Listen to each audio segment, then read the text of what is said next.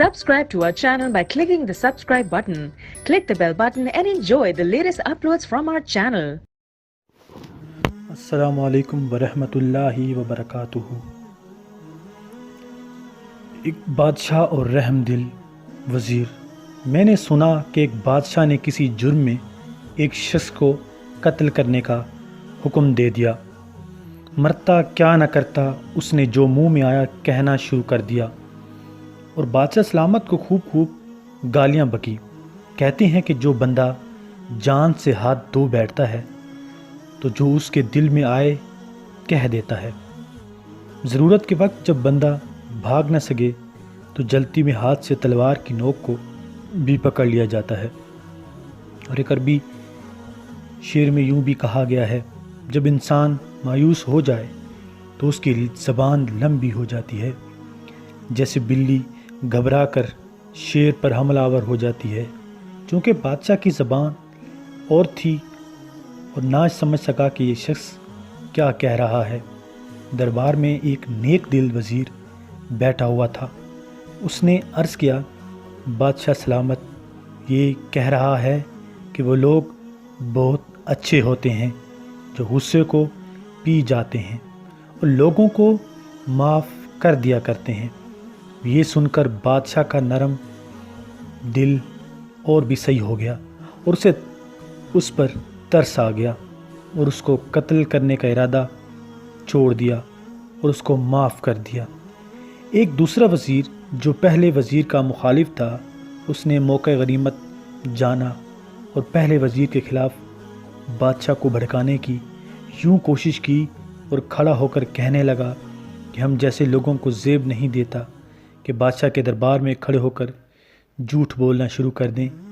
یہ نالائق تو بادشاہ سلامت کو گالیاں دے رہا تھا اور وزیر صاحب کہتے ہیں کہ بادشاہ کی تعریف کر رہا تھا۔ بادشاہ دوسرے وزیر کی بات سن کر ناراض ہوا اور اسے دوسرے وزیر کو کہنے لگا، بدبخت، اس کا جھوٹ مجھے تیرے سچ سے زیادہ پسند آیا، کیونکہ اس نے جھوٹ بول کر ایک جان کو بچانے کی کوشش کی تھی، اس لیے اس کا ارادہ نیک تھا اور تیرے سچ میں خباثت چھپی ہوئی تھی اور تیری نیت میں فتور تھا۔ عقل مندوں نے کہا ہے کہ وہ جھوٹ جو اپنے دامن میں خیر کا پہلو لیے ہوئے ہیں اس سچ سے بہتر ہے جو فتنہ برپا کر دے۔ جس شخص کی مرضی پر بادشاہ چلتا ہو تو اس پر افسوس ہوگا اگر اچھی بات کے سوا کوئی بات منہ سے نکال لے۔ فریدان ایران کا ایک بادشاہ تھا جس نے ضحاک کو شکست دے کر ایران، تہران اور روم شام پر قبضہ کیا۔ ان لوگوں پر نہایت انصاف سے حکومت کی کہ محل کے محراب پر اس واقعے کے مطابق یہ اشعار لکھے ہوئے تھے، اے بھائی، دنیا کسی کے پاس نہیں رہتی، لہذا اس بے وفا دنیا سے دل لگانے کی بجائے دنیا کو بنانے والے مولا سے دل لگا۔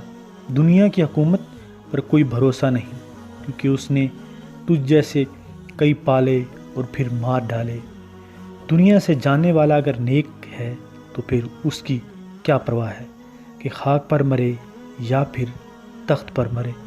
اس کہانی سے، اس حکایات سے ہمیں یہ سبق حاصل کرنا چاہیے کہ اگر کسی شخص کی وجہ سے کسی کو کچھ فائدہ ہو، اگرچہ وہ فائدہ غلط بیانی سے بھی مل رہا ہو، جبکہ اس جھوٹ سے کسی دوسرے کا نقصان نہ ہو رہا ہو تو اس میں ٹانگ اڑانے کی بجائے خاموش رہنا بہتر ہوتا ہے۔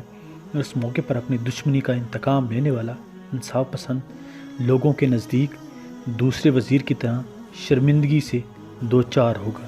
جس مصلحت امیز جھوٹ سے فتنے کا دروازہ بند ہوتا ہے، دو لڑنے والوں میں صلح ہوتی ہے اور خانی جنگ میں زندگی میں صلح ہوتی ہے تو اس کی اجازت ہے۔